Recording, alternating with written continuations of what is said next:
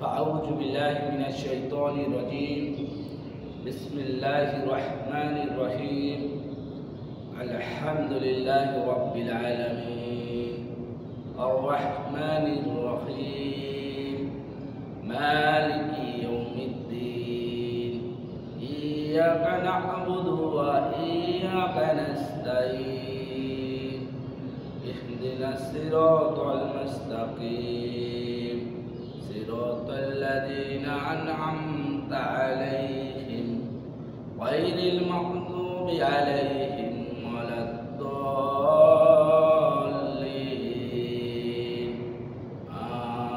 آمين. عبد الله بن عباس رضي الله عنه قال قال رسول الله صلى الله عليه وسلم اللهم اجعل في قلبي نور وفي لساني نور واجعل في سمعي نور واجعل في بشري نور واجعل من قلبي نور ومن أمامي نور واجعل من فوقي نور ومن تحتي نور اللهم آتني نور. সকল প্রশংসা একমাত্র আল্লাহ সুবহানাহু ওয়া তাআলার জন্য। শান্তি অবতীর্ণ হোক মুহাম্মদ সাল্লাল্লাহু আলাইহি ওয়াসাল্লামের উপর, আরো শান্তি অবতীর্ণ হোক সারা পৃথিবীর মুসলিমদের উপর। আলোচনা করব রাসূল সাল্লাল্লাহু আলাইহি ওয়াসাল্লামের সালাত।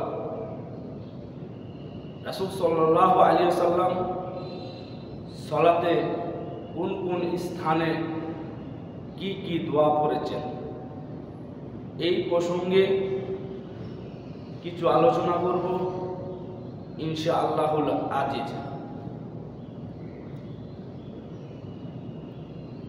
সিলসিলার 579 নম্বর হাদিস, সালমান ফারসি রাদিয়াল্লাহু আনহু বলেন রাসূল সাল্লাল্লাহু আলাইহি ওয়াসাল্লাম বলেছেন, মুসলিম যখন সালাতে দাঁড়ায় তখন তার সমস্ত পাপ তার মাথার উপরে এসে জমাট হয়। একজন মুসলিম যখন সে সালাতে দাঁড়ায় তখন তার সমস্ত পাপ তার মাথার উপরে এসে জমাট হয়।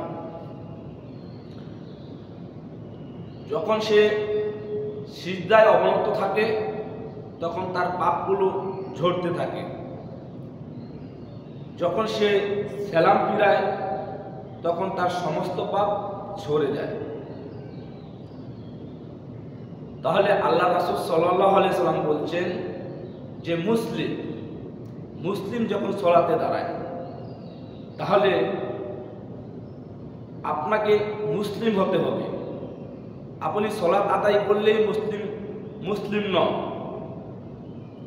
মুসলিম হতে হলে কয়েকটি শর্ত রয়েছে। একজন মানুষ নিজেকে মুসলিম দাবি করতে হলে এই শর্তগুলি মেনে চলতে হবে। আপনি সালাত আদায় করলেই আপনার পাপ আপনার মাথার উপরে এসে জমাট হবে, বিষয়টা এমন নয়। আল্লাহ রাসূল শর্ত দিয়েছেন, তিনি বলছেন মুসলিম হতে হবে।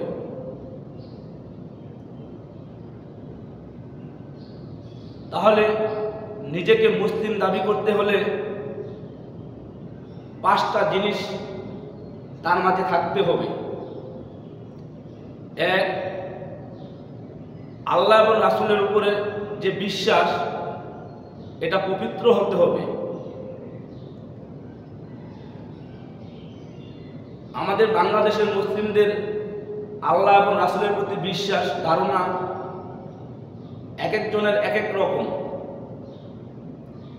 এক শ্রেণীর মানুষের মুসলিমদের আল্লাহ হচ্ছেন আসমানে থাকেন, তিনি নিরাকার, তিনি আসমানে থাকেন, তার আকার আকৃতি রয়েছে।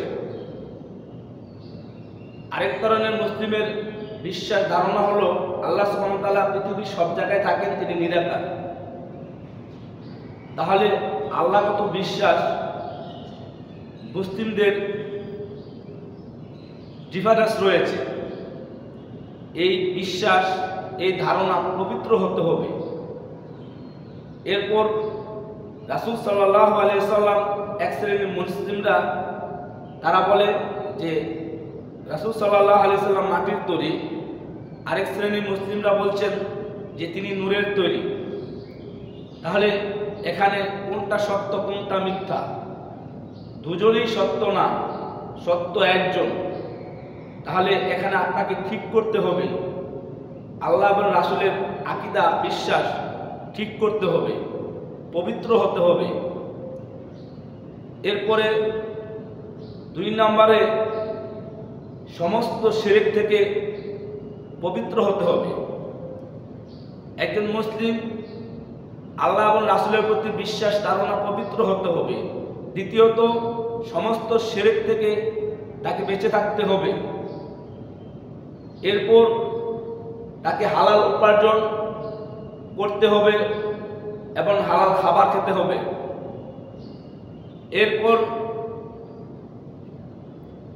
এরপর তার যদি যাকাত দেওয়ার সম্পদ থাকে তাকে যাকাত দিতে হবে।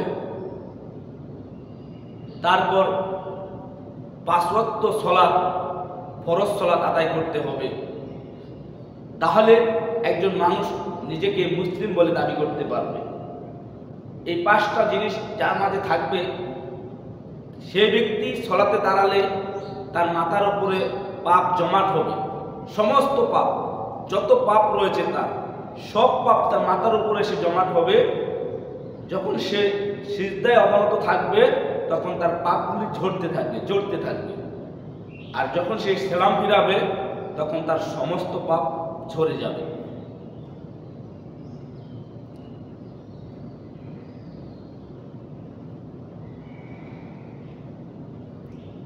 আবু দাউদের 657 নম্বর হাদিস, আমর ইবনে আস রাদিয়াল্লাহু আনহু বলেন, রাসূল সাল্লাল্লাহু আলাইহি ওয়াসাল্লাম বলেছেন যে মুয়াজ্জিন যা বলে তোমরাও তাই বলো। মুয়াজ্জিন যা বলে তোমরাও তাই বলো।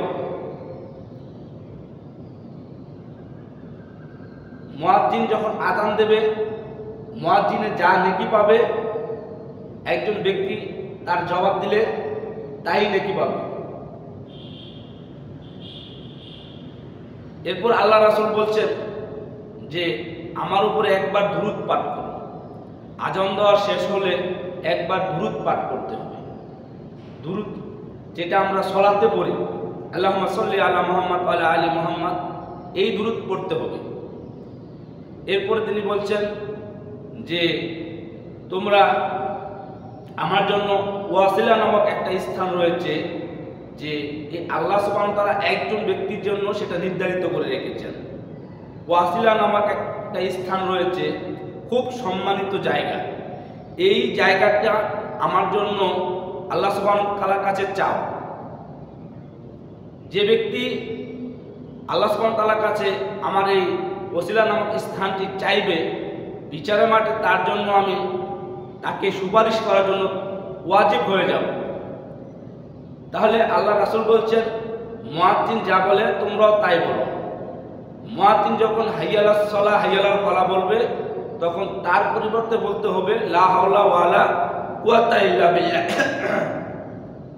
লা হাওলা ওয়ালা কুওয়াতা ইল্লা বিল্লাহ বলতে হবে। কারণ হাইয়া আলাস সালাহ অর্থ হলো যে সালাতের দিকে আসো, হাইয়া আলাল ফালাহ অর্থ হলো কল্যাণের দিকে আসো।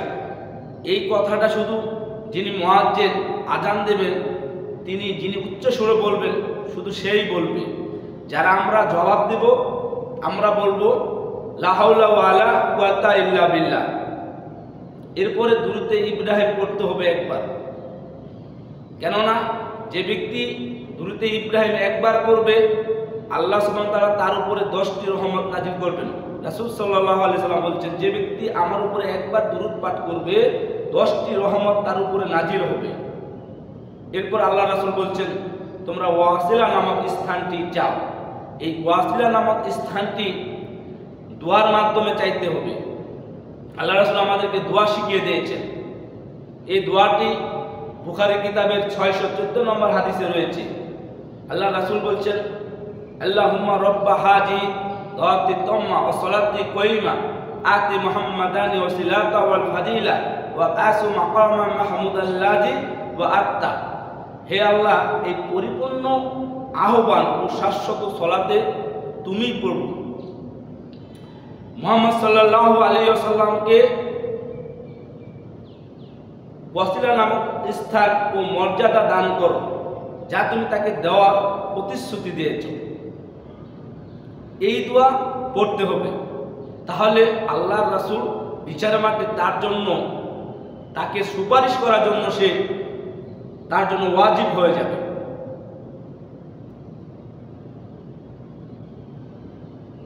বুখারীর 615 নম্বর হাদিস, আবু হুরায়রা রাদিয়াল্লাহু আনহু বলেন, রাসূল সাল্লাল্লাহু আলাইহি ওয়াসাল্লাম বলেছেন যে আজান দেওয়া এবং সালাতের প্রথম কাতারে দাঁড়ানো কি নেকি রয়েছে, মানুষ যদি তা জানতো তাহলে লটারি করা প্রয়োজন হতো। মানুষ প্রতিযোগিতা করত, মানুষ লটারি করত, কে আগে আজান দেবে, কে আগে সালাতের প্রথম কাতারে এসে দাঁড়াবে। এরপরে রাসূল সাল্লাল্লাহু আলাইহি ওয়াসাল্লাম বলছেন যে ওয়াক্তের শুরুতে সালাত আদায় করা কি নেকি রয়েছে, যদি তারা জানতো তাহলে ওয়াক্তের শুরুতে সালাত আদায় করাটা ছাড়ত না। এই হাদিসে পরের ধাপে তিনি বলছেন যে এশারের সালাত ও ফজরের সালাত জামাতে আদায় করার কি নেকি রয়েছে, মানুষ যদি তা জানতো তাহলে হামাগুড়ি দিয়ে হলেও অংশগ্রহণ করত। তাহলে আজান দেওয়া খুব বড় নেকির কাজ, এবং সালাতের প্রথম কাতারে দাঁড়ানো এটাও খুব নেকির কাজ।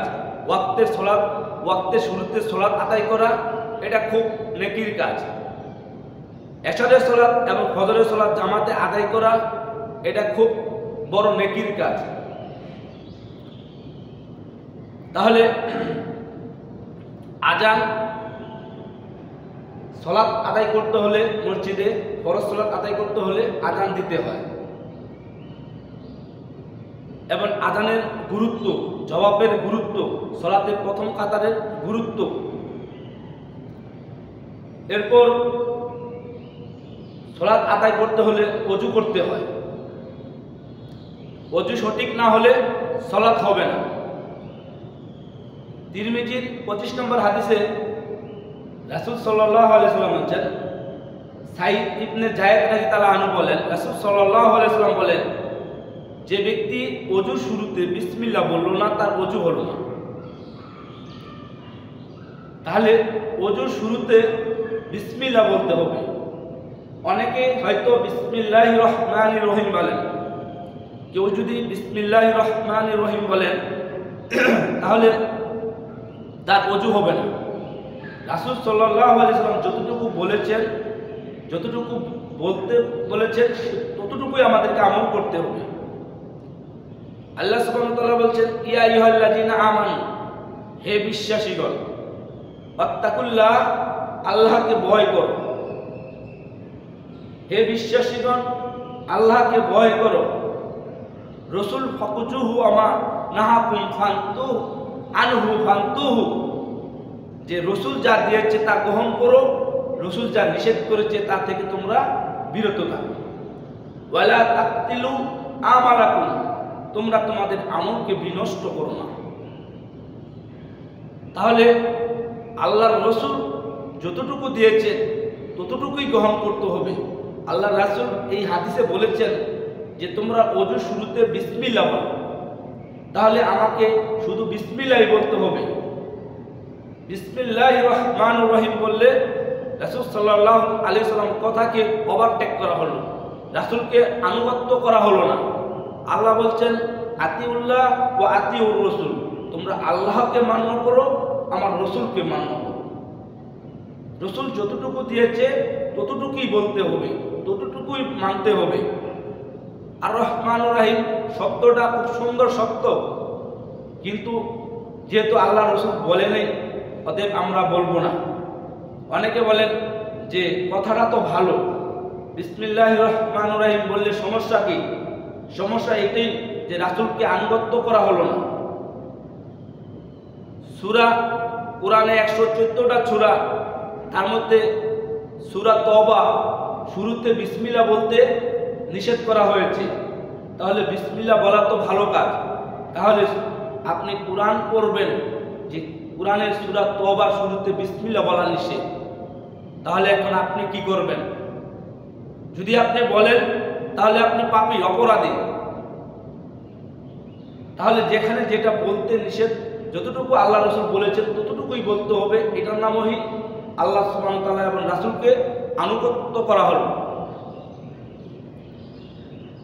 রাসূল সাল্লাল্লাহু আলাইহি সাল্লাম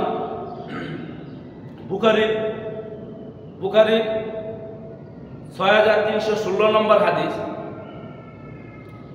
আব্দুল্লাহ ইবনে আব্বাস রাদিয়াল্লাহু আনহু বলেন, রাসূল সাল্লাল্লাহু আলাইহি সাল্লাম যখন তিনি সালাতের জন্য মসজিদে যেতেন তখন তিনি এই দোয়া পড়তে পড়তে যেতেন, আল্লাহুম্মা জাআল ফি কলবি নূর ওয়া ফি লিসানি নূর ওয়াজআল ফি সামিই নূর ওয়াজআল ফি বাশরি নূর ওয়াজআল মিন খালফি নূর ওয়া মিন আমামি নূর ওয়াজআল মিন ফাওকি নূর ওয়া মিন তাহতি নূর আল্লাহুম্মা আতিনি নূর।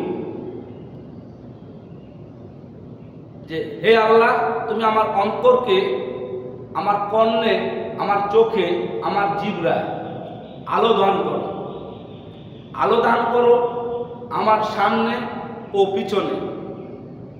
হে আল্লাহ, তুমি আলো দান করো আমার উপরে, আমার নিচে। হে আল্লাহ, তুমি আমাকে আলো দান করো। রাসূল সাল্লাল্লাহু আলাইহি ওয়াসাল্লাম এই দোয়া পড়তে পড়তে মসজিদে যেতেন। মুসলিম কিতাবে 1684 নম্বর হাদিস, আবু সাঈদ খুদরি রাদিয়াল্লাহু আনহু বলেন, রাসূল সাল্লাল্লাহু আলাইহি ওয়াসাল্লাম বলেছেন যে তোমরা যখন মসজিদে প্রবেশ করো তখন এই দোয়া পাঠ করো, আল্লাহুম্মা ফতাহলি আবওয়াবা রাহমাতি। হে আল্লাহ, তুমি তোমার রহমতের দরজা খুলে দাও। আর যখন তোমরা বের হবে তখন এই দোয়া করবে, আল্লাহুম্মা ইন্নী আসআলুকা মিন ফাদলিক। হে আল্লাহ, আমি তোমার নিকট অনুগ্রহ প্রার্থনা করছি। পিছনে একটা দোয়া ফেলে রেখেছি, সেটা হলো যে অজু করার পর মুসলিম কিতাবের 576 নম্বর হাদিসে এসেছে, উমর রাদিয়াল্লাহু আনহু বলেন যে ব্যক্তি, উমর রাদিয়াল্লাহু বলেন আল্লাহ রাসূল বলেছেন যে ব্যক্তি উত্তম রূপে অজু করবে, এরপর এই দোয়া করবে, তার জন্য জান্নাতের 8টা দরজা খুলে দেওয়া হয়। অজু করার পর এই দোয়া পড়তে হবে, আশহাদু আল্লা ইলাহা ইল্লাল্লাহু ওয়াহদাহু লা শারীকা লাহু ওয়া আশহাদু আন্না মুহাম্মাদান আবদুহু ওয়া রাসূলুহু। যে আমি সাক্ষ্য দিচ্ছি যে আল্লাহ ছাড়া সত্য কোনো মাবুদ নেই, তিনি এক, তার কোনো শরীক নেই, মুহাম্মদ সাল্লাল্লাহু আলাইহি ওয়াসাল্লাম তার বান্দা ও রাসূল। যে ব্যক্তি অজুর পরে এই দোয়া পড়বে তার জন্য জান্নাতের 8টি দরজা খুলে দেওয়া হবে। তাহলে মসজিদে প্রবেশ করে আমরা সালাতে দাঁড়াবো। তো সালাত আদায় করার, সালাতে দাঁড়ানোর পূর্বে আমরা অনেকেই মুখে নিয়ত করি যে সালাতটা যে কোনো ওয়াক্তের সালাত হলে আমরা বলি যে এত রাকাত সালাত আল্লাহর রাস্তে, আল্লাহু আকবার। এই নিয়তটা জিহ্বার মাধ্যমে করা যাবে না। এই নিয়তটা হলো কল্পনা করতে হবে, ভাবতে হবে যে আমি যে সালাতটা পড়ছি সেটা কল্পনা করতে হবে, জিহ্বা দিয়ে নাড়িয়ে বলা যাবে না। নিয়ত হলে কল্পনা করা, মুখে উচ্চারণ করা নয়। অনেকে বলেন যে নিয়তের দোয়া পড়তে হয়, আসলে নিয়তের কোনো দোয়া নেই। অনেক ব্যক্তি রয়েছেন যে নিয়তের দোয়াই পারে না, সালাতে আদায় করে না। অনেক হুজুরগণ রয়েছেন, তারা বলছেন যে নিয়তের দোয়া না পড়লে সালাত হবে না। তো ওই ব্যক্তি নিয়তের দোয়াও শিখতে পারে না, সালাতও আদায় করে না। তো নিয়তের কোনো দোয়া নেই। নিয়ত হলো অন্তর থেকে পরিকল্পনা করা, কল্পনা করা। আমি যেটা পড়ছি সেটা শুধু কল্পনা করা, যে জোহরের 4 ওয়াক্ত ফরজ সালাত ইমাম হিসেবে পড়িতেছে, এটা হলো কল্পনা করা, ভাবা। নিয়ত জিহ্বা দিয়ে উচ্চারণ করতে হয় না। যদি কেউ জিহ্বা দিয়ে উচ্চারণ করে তাহলে তার গুনাহ হবে, এরপরে সানা পড়তে হবে। সানা কয়েকটি সানা রয়েছে, যার যেটা মুখস্থ আছে সে সেটাই পাঠ করবে, যার যেটা ভালো লাগে সেটাই পাঠ করবে। বুখারী কিতাবের 744 নম্বর হাদিসে আবু হুরায়রা রাদিয়াল্লাহু আনহু বলেন, রাসূল সাল্লাল্লাহু আলাইহি সাল্লাম তাকবীর তাহরিমার পর তিনি হাত বাঁধার পর কিছুক্ষণ চুপ রইলেন।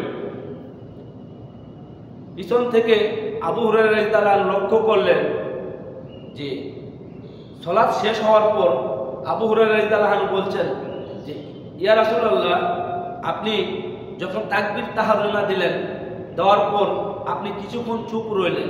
আমি পিছন থেকে লক্ষ্য করলাম যে আপনার দাড়িগুলো নড়াচড়া করছে। তাহলে এই যে কিছুক্ষণ চুপ রইলেন, এই সময় আপনি কি পড়লেন? তখন আল্লাহ রাসূল বলছেন,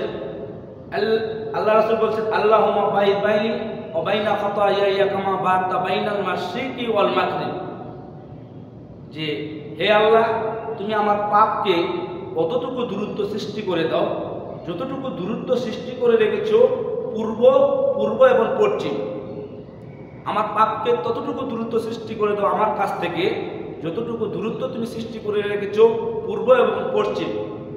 আল্লাহুম্মা নাক্কিনি খাতায়া কামা ইউনাক্কা সাবুল আবয়াজু মিনাত দানাস, হে আল্লাহ, তুমি আমার পাপকে পরিষ্কার করে দাও যেভাবে সাদা কাপড়ের ময়লাকে পরিষ্কার করা হয়।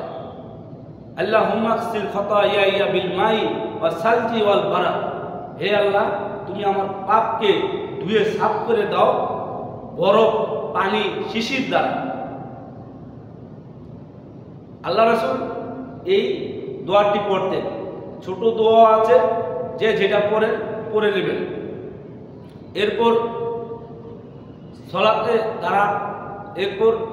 সলাতে দাঁড়ানোর আগে একামত রয়েছে, যে একামত ইমাম মুয়াজ্জিন যা বলবে সকলেই তার সাথে সাথে বলবেন।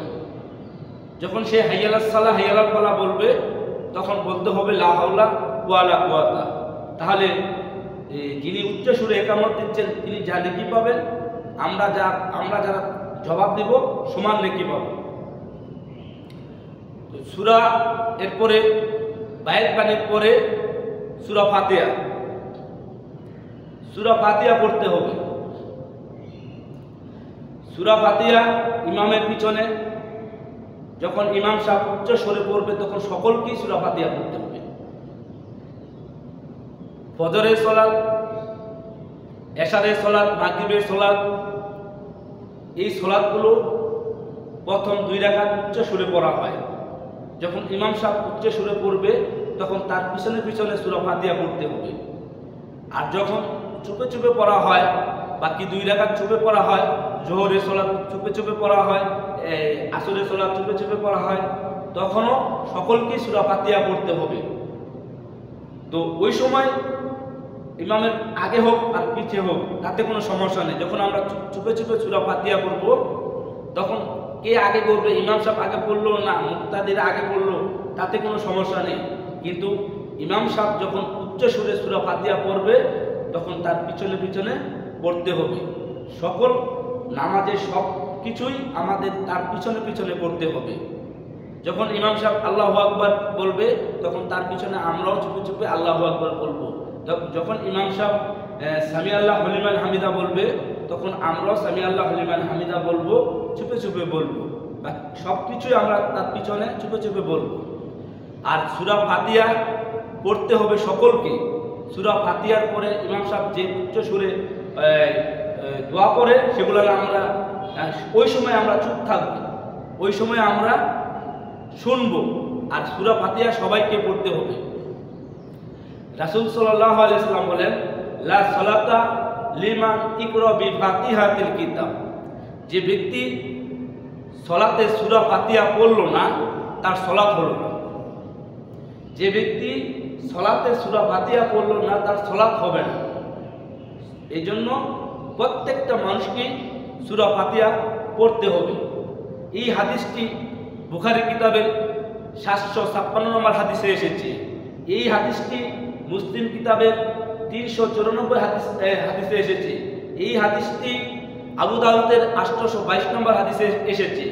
এই হাদিসটি তিরমিজির 247 নম্বর হাদিসে এসেছে। এই হাদিসটি নাসাইর 911 নম্বর হাদিসে এসেছে।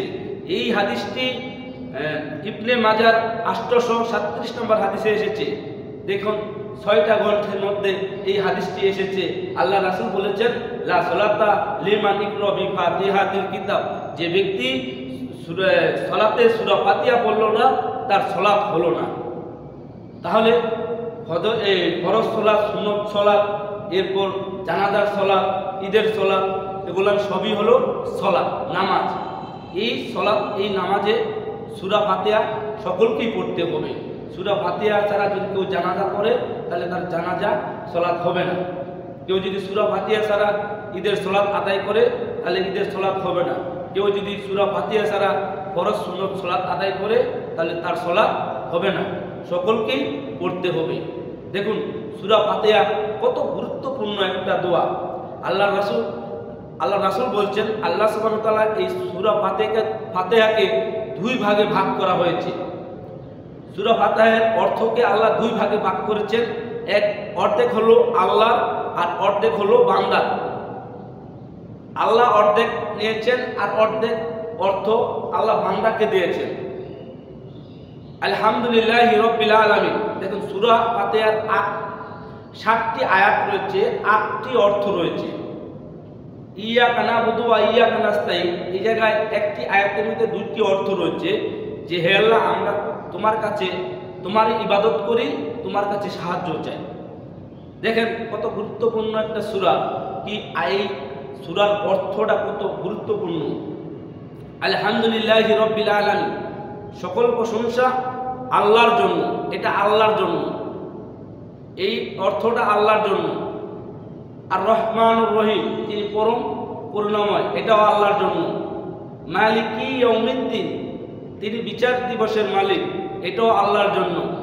ইয়াকা নাবুদু ওয়া ইয়াকা নাস্তাইন, আমরা তোমারই ইবাদত করি, এটা আল্লাহর জন্য।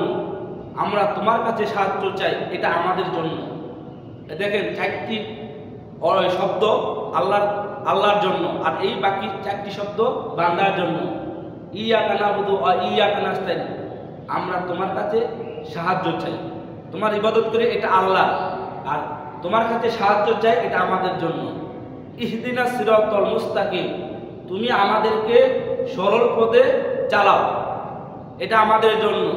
সিরাতাল লাযিনা আনআমতা আলাইহিম, তাদের পথ যাদের তুমি অনুগ্রহ করেছো, দয়া করেছো, এটা আমাদের জন্য। গায়রিল মাগদুবি আলাইহিম ওয়ালাদ-দাল্লিন, তাদের পথ নয় যারা পথভ্রষ্ট, ক্ষতিগ্রস্তের মধ্যে নিমজ্জিত। তাহলে সূরা ফাতিহা দেখেন কত গুরুত্বপূর্ণ, অর্ধেক আল্লাহর জন্য, অর্ধেক বান্দার জন্য।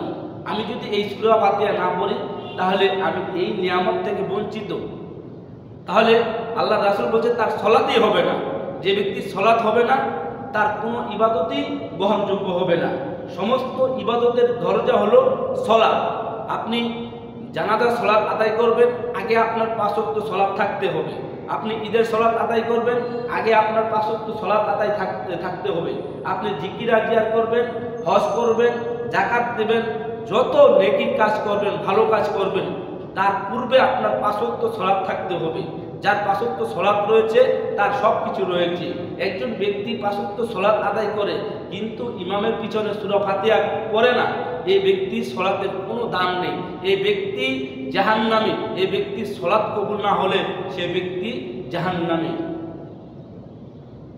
আল্লাহ সুবহানাহু ওয়া তাআলা বলছেন, ফাওয়াইলুল লিল মুসাল্লিন, দুর্ভোগ সেই সব নামাজীর জন্য, আল্লাযিনা হুম সলাতিহিম সাউন, যারা তাদের সলাতের ব্যাপারে বেখেয়ালি। ওদের সবাইকেই সূরা ফাতিহা পড়তে হবে, সবাইকেই সূরা ফাতিহা পড়তে হবে। আপনি আহলে হাদিস হন, আপনি হানাফি দাবিদার হন, আপনি শিয়া সুন্নি হন, নিজেকে যেই দলের অন্তর্ভুক্ত হন না কেন, আপনি নিজেকে যেটাই দাবি করেন না কেন, আপনাকে হাদিস এবং কোরআন কারোর জন্য ব্যক্তিগতভাবে কোনো দলের জন্য নয়, এটা সবার জন্য। এটা আমাদের জন্য নাজিল হয়েছে, আপনাদের জন্য হয় না, এরকম নয়, সবাইকেই মানতে হবে। রাসূল সাল্লাল্লাহু আলাইহি ওয়াসাল্লাম একটি হাদিসকে যদি আপনি অস্বীকার করেন, তাহলে তার দল থেকে আপনি বিচ্ছিন্ন হয়ে গেলেন। হাদিসকে অস্বীকার করার আগে আপনাকে অনেকভাবে তদন্ত করতে হবে যে হাদিসটা সঠিক কিনা। আপনি শুনে সাথে সাথে মানেন তা বলি না, আপনি আগে যাচাই বাছাই করে তারপরে মানেন, এক শ্রেণীর মুসলিমরা ইমামের পিছনে সূরা ফাতিহা পড়বে, আরেক শ্রেণীর মুসলিমরা ইমামের পিছনে সূরা ফাতিহা পড়বে না, এরকম হয় না। সবাইকে পড়তে হবে যদি হাদিসটা সঠিক থাকে। আপনি হাদিসকে যাচাই করেন আছে কি নেই। আল্লাহ একজন, রাসূলও একজন। আল্লাহর প্রতি আকীদা বিশ্বাস সবারই এক হতে হবে। আপনার আল্লাহ সব জায়গায় বিরাজমান, আমার আল্লাহ 7 আসমান থাকে, 2টা সত্য নয়, যে কোনো একটা সত্য হবে। আমার আল্লাহর আকার আছে, আপনার আল্লাহর আকার নেই, 2টা সত্য না, একটা সত্য হবে। আমার রাসূল মাটির তৈরি, আপনার রাসূল নূরের তৈরি, 2টা সত্য হবে না, যে কোনো একটা সত্য হবে। এখন এটা আপনাকে যাচাই বাছাই করতে হবে। আল্লাহ সুবহানাহু ওয়া তাআলা বলছেন যাচাই বাছাই করার জন্য, প্রমাণ সহকারে মানার জন্য। আল্লাহ সুবহানাহু ওয়া তাআলা বলছেন, আল্লাহ সুবহানাহু ওয়া তাআলা সূরা নাহলের 43 এবং 44 নম্বর আয়াতে বলছেন, ফাসআলু আহলা যিকরি ইন কুনতুম লা তা'লামুন বিল বাইয়িনাতি ওয়াজ জুবুর। এই দুনিয়ার অজানা মানুষ, তোমরা জানা মানুষের নিকটে জানো যারা প্রমাণ সহকারে কথা বলে। তাহলে যেই হাদিসের রেফারেন্স রয়েছে, যে হাদিসের দলিল রয়েছে, সেটাকে আপনার গ্রহণ করতে হবে, যাচাই বাছাই করে সেটাই আপনাকে গ্রহণ করতে হবে।